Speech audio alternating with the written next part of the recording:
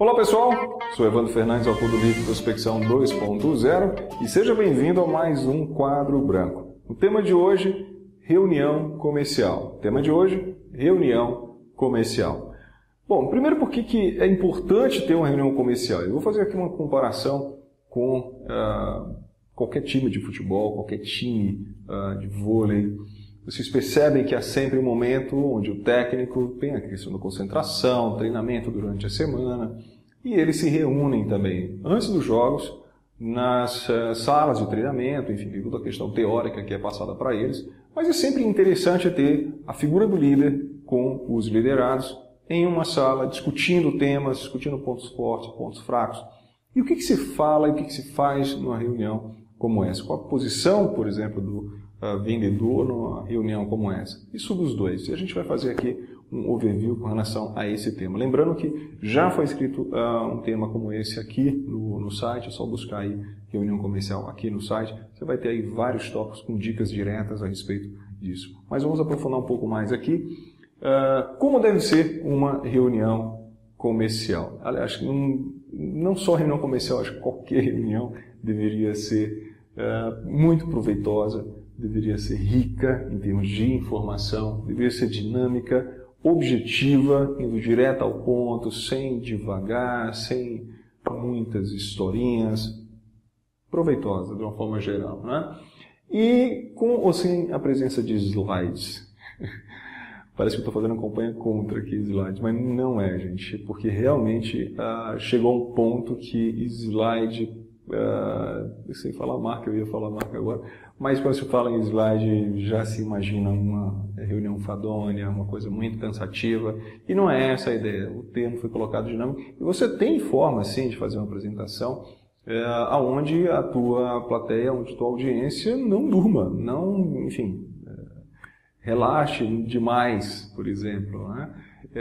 É só tornar ela dinâmica, mas o que eu quero dizer é que a reunião, as pessoas têm que sair dessa reunião com a forma com ar de quem aprendeu mais, cresceu profissionalmente, trocou experiências, desabafou, resolveu, o problema foi resolvido. É muito diferente das reuniões que você entra, fica uma hora e meia e o tempo passou, parece que foi uma eternidade, não se resolveu nada, você perdeu tempo, a empresa perdeu tempo, porque a hora de cada profissional está sendo contada no reloginho e ela tem que ser proveitosa, né? Reunião comercial principalmente. Bom, então o que fazer? Aqui é uma sugestão, erros e acertos da semana anterior para vocês discutirem. É importante o líder posicionar o que foi colocado, é importante os integrantes da equipe informar o que houve no campo e isso tornar a reunião muito mais dinâmica em termos de conteúdo, porque o tópico é um tópico referente ao dia a dia, é algo que vai impactar positivo ou negativamente aos integrantes da equipe como um todo e à empresa também, principalmente no número no final do mês. Planejar a semana, quer dizer, como que o líder espera que a equipe trabalhe durante aquela semana, ou uma região geográfica, ou um determinado tema, no caso de prospecções mais complexas, ou atividades comerciais mais complexas, enfim, isso tudo vai depender da posição do líder. Troca de experiência, na hora que você coloca um ponto negativo ou positivo, o que aconteceu com você já está trocando experiência com o teu colega, e isso é colega de trabalho, não é concorrente. É importante trocar experiência sim, porque um problema ou uma objeção que você está ouvindo, por exemplo, no mercado, o teu colega já encontrou um antídoto para ela e que pode ser interessante para você. Isso eu estou me referindo a varejo, com venda muito mais rápida, mas da mesma forma, o marketing estando presente também numa reunião como essa, em empresas de consultoria, de serviço, é interessante que haja troca de experiência, principalmente no fornecimento de dados de pesquisa de mercado, levantamentos que foram feitos, números de conversão do website, por exemplo, o que as pessoas estão buscando, o que está direcionando a uma compra. Tudo isso é no momento da reunião comercial, que é geralmente na segunda-feira, no primeiro horário, onde as pessoas estão mais tranquilas, relaxou o final de semana e tem que começar a semana com pique total.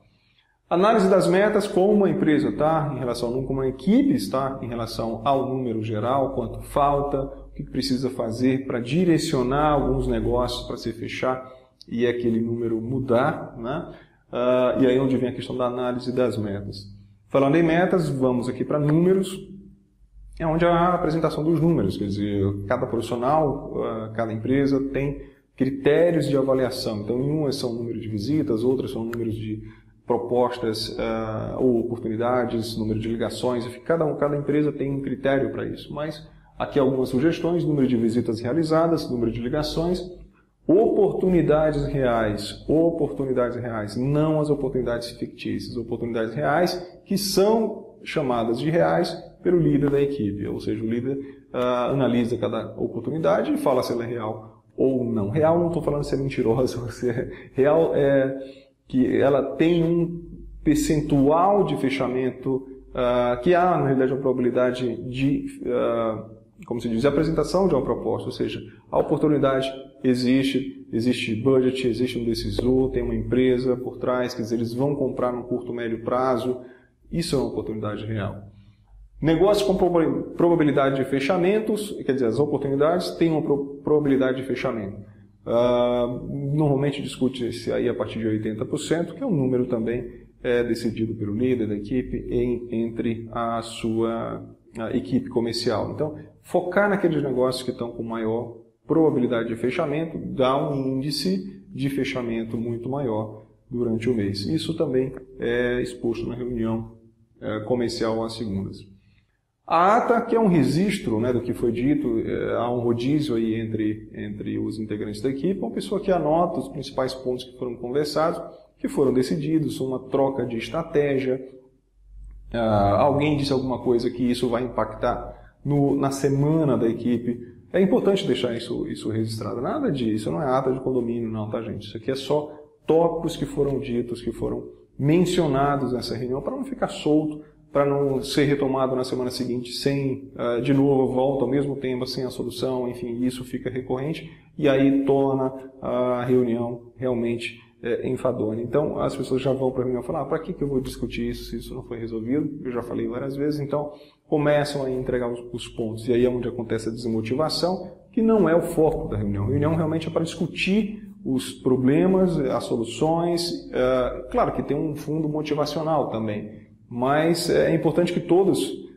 se sintam amparados e suportados, independente dos problemas. Então, cada um vai ter um peso motivacional diferente e depois o líder pode chamar um a um para conversar e controlar esse termômetro motivacional, né?